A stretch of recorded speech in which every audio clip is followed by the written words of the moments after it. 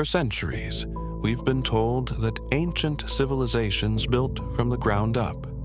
But here, in the heart of India, stands a monument that defies every rule of traditional construction.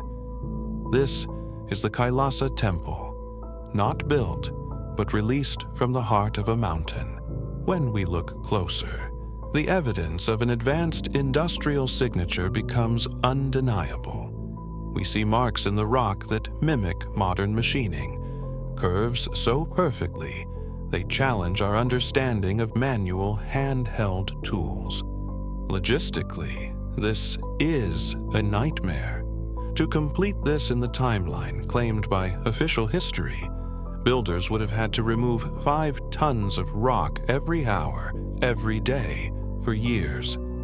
Yet the debris is nowhere to be found. These walls aren't just deep, they are surgically flat. The precision of the vertical shears suggests a technology that could slice through solid basalt like a hot wire through wax, leaving no room for the oscillations of a handheld chisel. Every detail was planned before the first cut was made. These life-sized elephants are part of the mountain itself, not additions.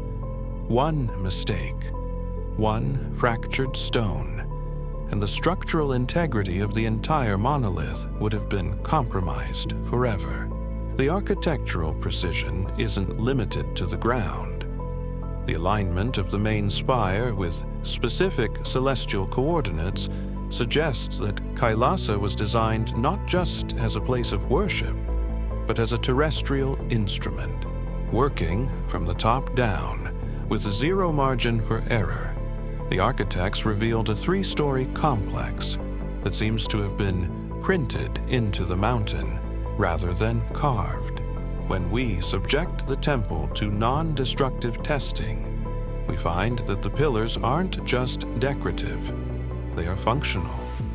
They are part of a massive internal drainage network designed to manage water pressure inside the mountain itself.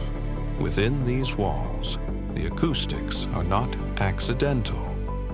Certain chambers are shaped specifically to amplify low-frequency vibrations, frequencies that match the resonant heartbeat of the earth itself. The iconography isn't just religious, it is a technical manual. Every gear and wheel depicted in the stone reflects a geometric understanding that shouldn't have existed in the era of its supposed construction. Beneath the temple lies a hidden world, sealed tunnels that connect Kailasa to a deeper subterranean history that remains largely unexplored by mainstream archaeology. The choice of stone was deliberate. Basalt possesses piezoelectric properties. When the earth shifts, this temple isn't just standing, it's generating energy. It is a monolithic power plant tuned to the crust of the planet. The precision is consistent across every inch. There are no gaps. There are no errors. This is the signature of a civilization that moved through the physical world with absolute mastery. Inside, engineering becomes even more impossible. We find ventilation shafts and drainage pipes carved through the center of solid pillars, feats that require absolute X-ray-like planning. The precision found in the stone is reflected in the texts left behind by its architects. To understand how the mountain was shaped, we must look at the blueprints that preceded the first cut. The local records do not describe a process of grueling labor. They describe a moment of revelation where the temple was unbound from the mountain by architects who possessed the keys to the rock. King Krishna I is credited with the commission, but his own chronicles suggest he was the steward of a celestial design. He speaks of an architect who was not of this world. The teachers described sound as the primary tool. They provided the frequencies required to soften the basalt, allowing the mountain to be molded like clay before it was hardened back into eternal stone. They spoke of living stones and guardians that could only be activated by the correct harmonic signature. These were not myths to the builders. They were technical requirements for the machine to function. The records indicate that the teachers didn't just provide the plans for one temple. They provided a global blueprint. Kailasa is but one node in a planetary network that spans every continent. The narrative of the builders is clear. The temple was always there. It was simply waiting for the frequency that would unbind it from the mountain. The physical marks on the stone confirm the narrative records. They didn't hit the stone, they molded it. They used the keys of the mountain to turn solid basalt into liquid light. We are finding evidence of a science that has no place in our current timeline. Technologies that were categorized as myth because we lacked the vocabulary to understand them. If we look at the spire as an antenna rather than a religious icon, the math begins to align. It was designed to transmit and receive a signal that we have forgotten how to hear. Ancient texts describe the temple humming during celestial events. We are looking at a technology interacted with the environment, acting as an energy conductor for the entire region. The intelligence was fractal. It was woven into the very atoms of the mountain.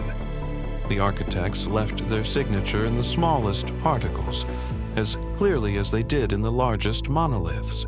To understand Kailasa, we must accept that our history is not linear.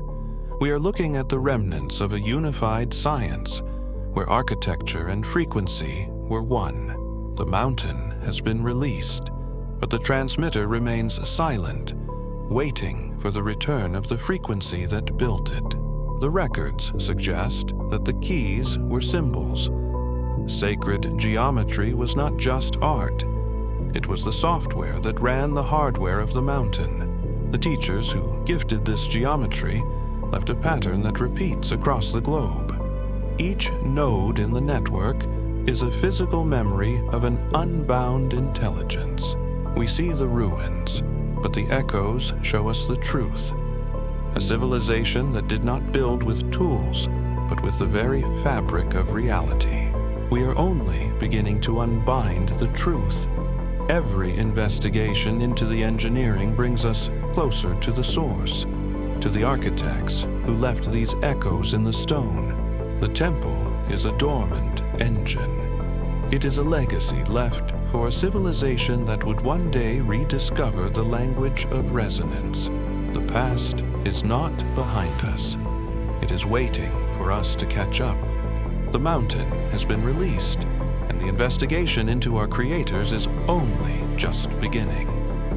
Unbind the past. Remember the future. This is Echoes Unbound. Kailasa is the physical proof of a lost science, but it is not the only artifact left by the teachers. To find the next link, we must look at a different kind of geometry. The investigation continues. We follow the echoes where they lead, unbinding the secrets of the stones that define our world. The mountain was the beginning, but the spheres are the key to the network. In our next investigation, we travel to the jungles of Costa Rica to unbind the Diquis Spheres, thousands of monolithic stones carved into near-perfect geometric circles with a precision that defies primitive tools. Who placed them? And why are they tuned to the same cosmic frequency as Kailasa? The global network is about to be identified. The authors of our civilization are hiding in the geometry. Unbind the past. Remember the future. This is Echoes Unbound.